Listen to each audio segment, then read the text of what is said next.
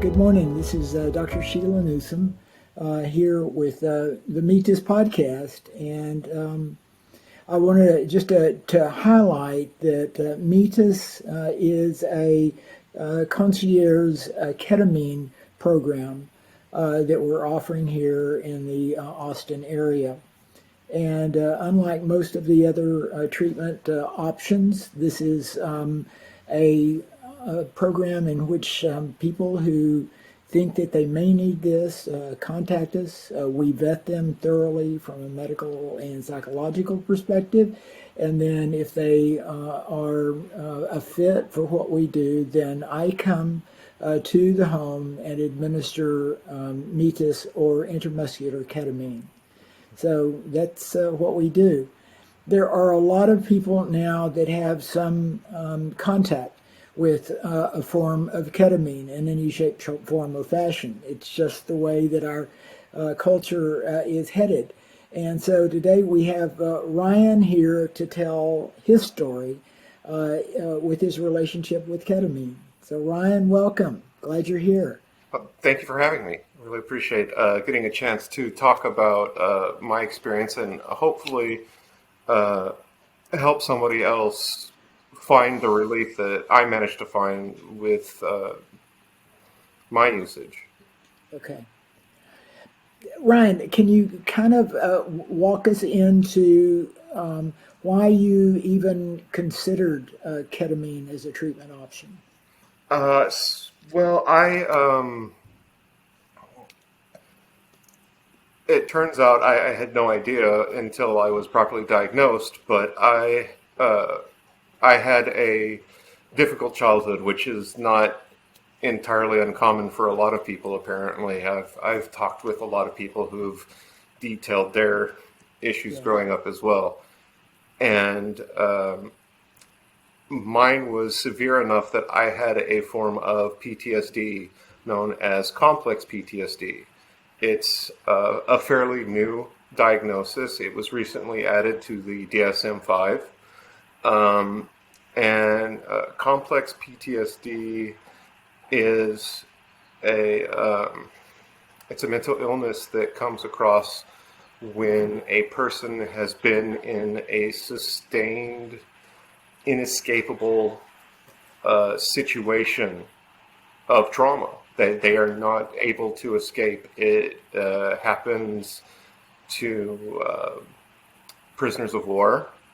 It happens to people who are sweatshop workers, sex slaves, and children who've experienced genocide.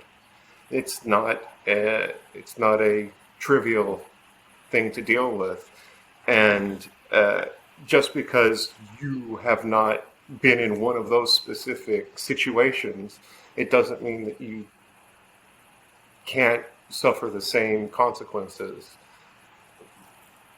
And it unfortunately, it was just part of my history, and it affected me. It affected me in ways that I personally could not see, and it affected the way that I saw the world. It affected the way that I treated people, and it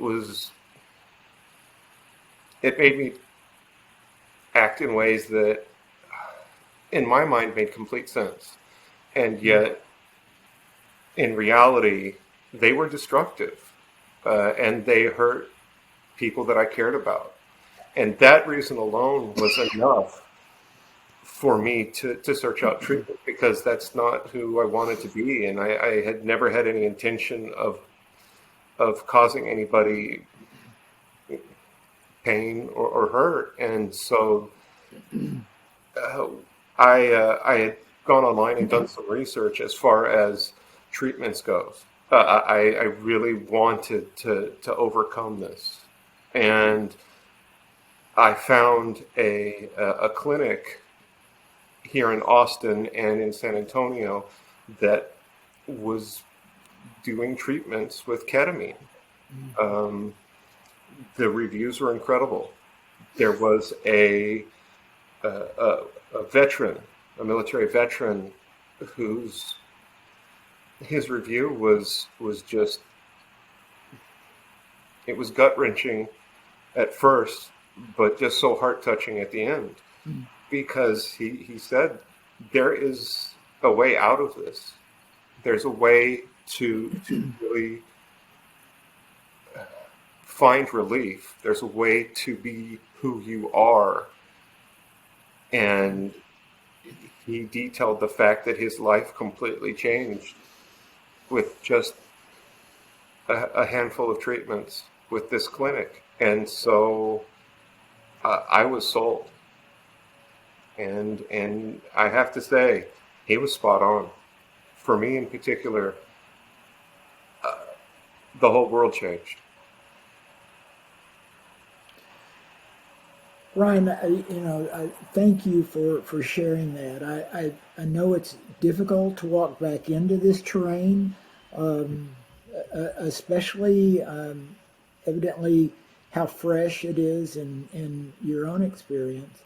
Um, but I just want to acknowledge the pain that goes with the discovery of that sort of trauma and realizing how much suffering that little Ryan had for such a long period of time. Um, I will say that that grieving process, I just want to reflect back to you, is something that you owe yourself, and that it's a very vital part of that self stature that you seem to have regained somehow in this whole process. But the other thing that I want to say is that it took you going through a series of steps that is very difficult for folks to understand, but that more and more people are going through. This ability to be able to say, I can't do this. This isn't me. I don't know what it is, and there's got to be some help. There's one other thing in your history that I do want to emphasize is that for so long, Ryan, people were not able to put a label on it, so you didn't have it. It didn't Right. exist. And that's the thing that I want to emphasize from my perspective as a provider, is that for so many years, I was under the idea that if it wasn't in the DSM-5 or 4 or 3, that it didn't exist. And so if I couldn't put you in a category, I couldn't treat you, mainly because I couldn't bill for it. So That's now, exactly what I've heard. That's exactly what I've heard from multiple therapists, multiple psychiatrists. They if it's not on in the book, yes. you're right. It does not exist as far as insurance or anyone else is concerned. But Ryan, I think you frame beautifully what it means to suffer. Mm. Can you go back through the really bad period that led up to this final bottom that you hit, where you had to find Mm. something, or Yes. Well, it the trauma ended up it cost me a lot. Um, I lost my marriage, and I don't blame my ex-wife at all. Now that I can look back and clearly see um, some of the things that I said and did, they in my mind uh, they were never meant to hurt her. I never had any intention whatever yes, of hurting her, but right, the way that I approached things was unhealthy. Uh, I I tried to protect her, and that was a very kind of loving act of service. Except she didn't need it, And so resentment came from me trying to protect her. And it made complete sense to me because as a child, I wanted that protection. Right. So I was actively giving it, even though it wasn't necessary. And that was that was a difficult realization. Right. And I lost multiple friends. Um, I became suicidal, and I actually did try and take my own life at one point. I was very thankful that I didn't succeed, and that's when I was like, I'm going to do whatever it takes. I don't care right now what I need to do. I'm going to do it 100%, and I'm going to get past this. Um, Wow. so it was very difficult. I'm not going to say anything in any other way because it was, but um, I've talked with, just a quick tangent. I've talked with other people who've also lost, who they had similar trauma incidences. I had a friend who also was a military veteran who was doing a tour in Afghanistan, and he had a very traumatic experience that no human should ever have to deal with. I won't go into the details because it's not my place, but hearing about his experiences rocked me back. It was something that it really made me feel for him, and I worked with him to try and find somebody where he was for help, and so that's everybody who has this trauma suffers in some fashion or another. And can I pause it real quick? I'm so sorry. I hate to do this a little bit, buddy. Not right now. Ryan, listen. Yes. Look, I just want to talk about your dog. Oh, Your sure. your dog senses something, and that's, I think, a point that we fail to recognize is that we carry around these fields Hmm. of process that are actually real, and people feel that. Dogs certainly feel that, and carry that and bump into it and react to it in ways that we don't understand. So I'll just acknowledge that that's more helpful than probably anything that you and I could share today, except that it was so difficult to find a way to honor that suffering Hmm. that you had experienced. Did anybody in the medical community, were they able to help point you in the right direction, or did you just find your way in this dark night? It was actually a combination. Um, Okay. one, I have an incredible psychiatrist. Um, Okay. Probably the best doctor I've worked with in my life. Okay. I just I was recommended her by a friend, and she has been a godsend. Um, she actually did her PhD thesis on MDMA treatment, and she's currently working with MAPS, and she anticipates within, I'd say, the next year, the last time we talked, of being able to do MDMA treatment with me as Right. well. And I'm on board for that. There's still a lot of work that needs to be done, Right. uh, but she was the one initially when I approached her saying I'm thinking about doing this. She was like, "Go." There was no Good. hesitation. She was immediate. Just go do it. I absolutely approve of that. If you need anything, let me know. She is Good. incredibly supportive, and it was that just that initial go. That was all I needed. All right. Ryan, from your description of this dark night that you had found yourself in, and others and I'll share as well. I have attempted suicide Mm. at a past point. I'm a veteran.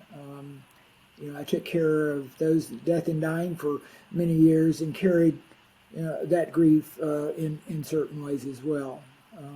Also had dysphoria as a transgender woman and was suicidal at that point. So I know of the despair that you got to. My question to you is that once you knocked on the door and somebody said, "Here's a solution," walk me through exactly what happened as far as the experience itself. Can you do that? I sure can. Okay, Um, so I got in touch with the clinic that's here in Austin and worked with them. They were very uh, accommodating, uh, very kind. Uh, we did an initial consultation. Uh, they determined, they got in touch with my psychiatrist as well. They determined, yes, I was a good candidate for this. good. And then once we set up dates, it it was a very straightforward process. I would go in. It was just me in a room. They would then, talk me through what was going to happen. They then gave me an IV of ketamine saline solution, and then I was just let on my own and just sat there. I listened to some music. The room was dark, and uh, I just had my own personal little trip that uh, I was able to reflect on what I was going through at the time. I was able to think about the past. I really did a lot of work on my own during that time, which was just incredibly important. Um, I'm sure you've heard of his name's Michael Pollan. He's an author, Sure. uh, and his recent book, How to Change Your Mind, he wrote it all about the use of psychotropic drugs and their use in treatment for depression and all of these other things. And he has a wonderful metaphor that I use when I talk to other people about how this helps.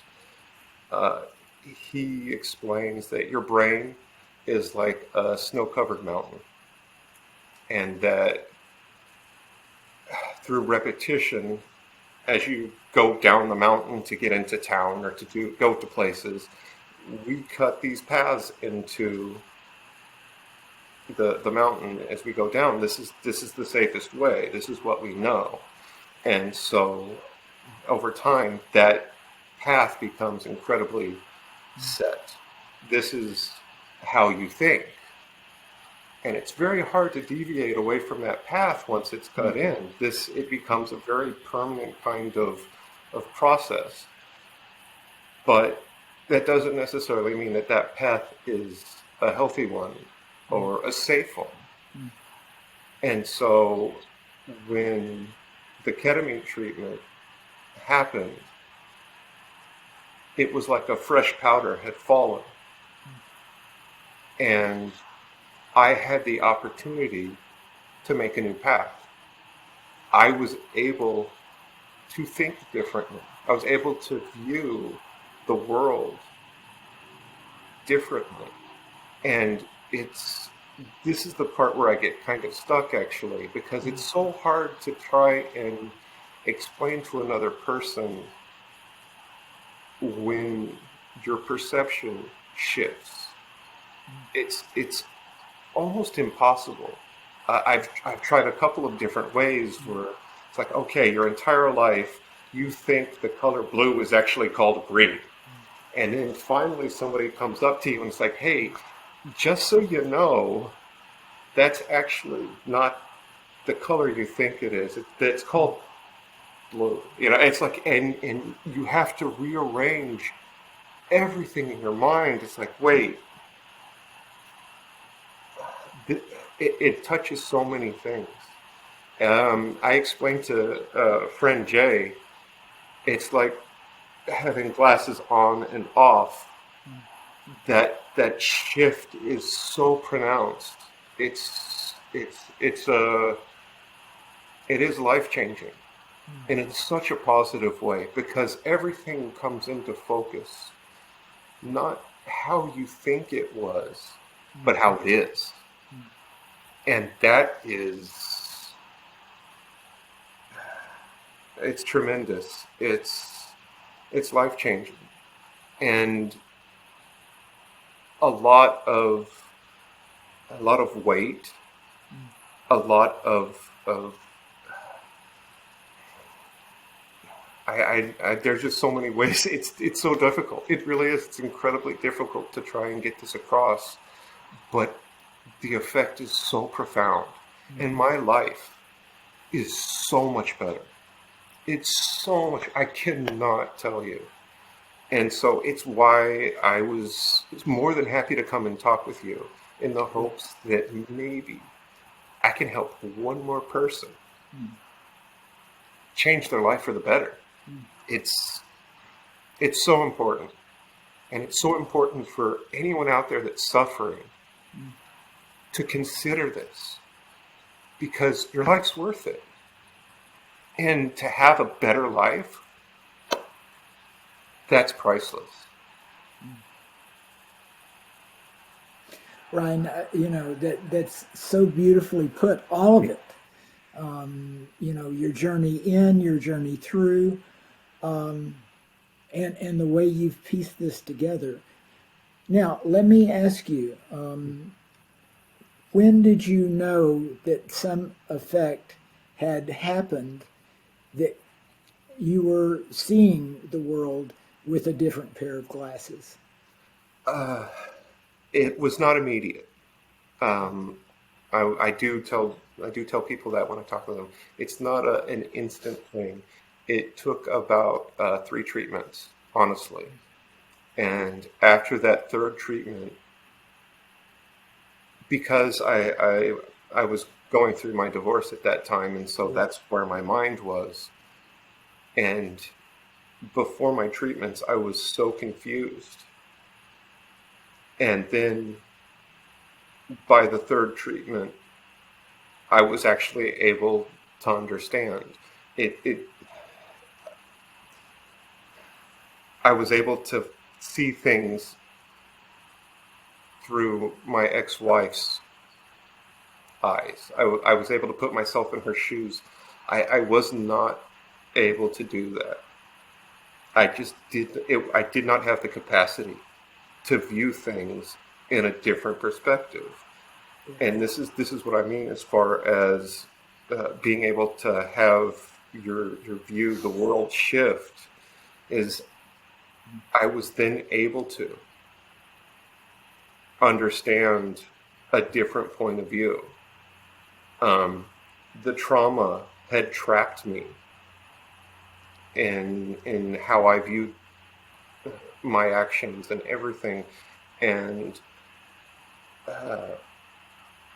I was stuck in a very much, and it's like being in an environment. You grow up and you learn these are the rules. This is how it is, and you kind of accept that, and you grow within those rules. And you can't really deviate outside that, because then it's dangerous. You can't escape that, and you get stuck. And once I had gone through that third treatment, those rules really didn't exist anymore. It was a very freeing kind of experience in that I wasn't shackled by by the environment that I had grown up with. Yes. And I was allowed to think differently. It gave me that freedom, and that's when I knew. After that third treatment, I really did. I took a lot of time. I was seeing a therapist, and as a matter of fact, my therapist came with me for the last three treatments. Wow. And he was there with me when I went through those, and I'm very appreciative of that, because we were able to talk afterwards, and that was invaluable as well. But that's when I knew I don't have to see the world through this cracked lens, through this framework of rules that I was stuck with. That's when I knew. Well, your journey is so memorable in that it seems to highlight everything that we're trying to communicate as far as an approach here. And I will just say this. I think, and again, I've had exactly the same experience in I'm that. so happy for you. Well, and thank you. And that we're attached now in this global sense by this consciousness that you're speaking to reminds me that this is something that you give away. It's just part of the process. But I also had a shaman, a psychiatrist, who I think is the cat's meow. I love him dearly, but I also have skill sets and licenses, and I knew that it was part of my calling to be able to offer this to others in the same way. Oh.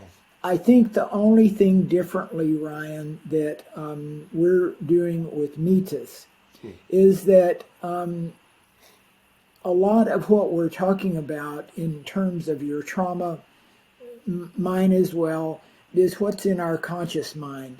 There's an unconscious part that is infinite as well. And some of the theorists and therapists and psychiatrists don't acknowledge a lot of that. But if you've experienced what comes from that realm that you have no control over, especially if it causes trauma, especially if it reproduces trauma, which we're often obligated to do to those that we love the most, then there's got to be some other way of acknowledging that and working with it. So that's what Metis is. It's all we're doing with Metis is saying there's a consciousness between me, between you, and the medication itself. And in that container, there is the chance of healing. You've described it in a magical way. You've had a change in consciousness. You also have had a container to work in that's safe, that's included a therapist, but you've had a willingness. And so I think that everything that we're trying to do with Metis is to make this an approachable process that makes it available to those who desperately need it. And you wouldn't be here talking about it if you hadn't desperately needed it. That's true. That's absolutely true. And talking with friend Jay about what you intend with this is that's what spurred me to really come and talk. Good, because Good. It's mental health and the way that we approach it here in America, at the very least, is beyond archaic. we are still stuck very much in the can't see it, therefore it does not exist. Just suck it up, rub some dirt on it, walk it off, don't think about it. And it's what a toxic way of trying to deal with a true injury. I've heard people describe just depression as kind of like, I've sprained my brain. You can't see that, and yet the injury is still real. And there's absolutely no question in my mind that this is a true way of at the very least, starting a healing process, of starting a recovery. And we've been without anything like this for so long, too long. There are people that are needlessly suffering, and they don't know that this is possible, and it's a damn shame. It is. Right. And I'm so grateful that you're going to be offering this here, because people need it. They might not even know that they need it, but they do. And to even have the option is such a huge step forward. I am appreciative knowing that you'll be able to help people. Ryan, we will help people. And the only difference between me and you is that I've got some skins on the wall that allow me the opportunity to participate, one, in discussions like this, but two, to carry that consciousness to those that desperately need it. And you've so eloquently stated everything that we're trying to be about. So, one, I want to just end by saying how honorable and lovely and tenacious your journey has been. And for centuries, people have died in place of the same thing that you have figured out, that you were given, but it was you that took the first step. So that new pair of glasses that you're wearing, I would just encourage you to continue to pass that on, because that's all that we're doing as well, in a trying to do that in a meaningful way. But thank you for what you've done. Thank you for the person that you are. Thank you for the reflections about where you're headed. And you're an inspiration, and your story needs to be told. So thank you so much. Thank you for letting me tell it. And if I may, if you're seeing this,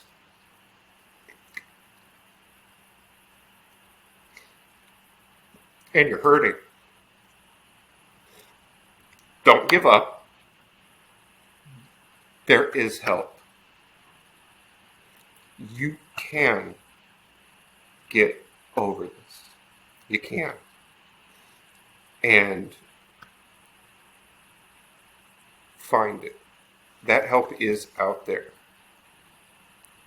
It's available now. So, don't give up. Please.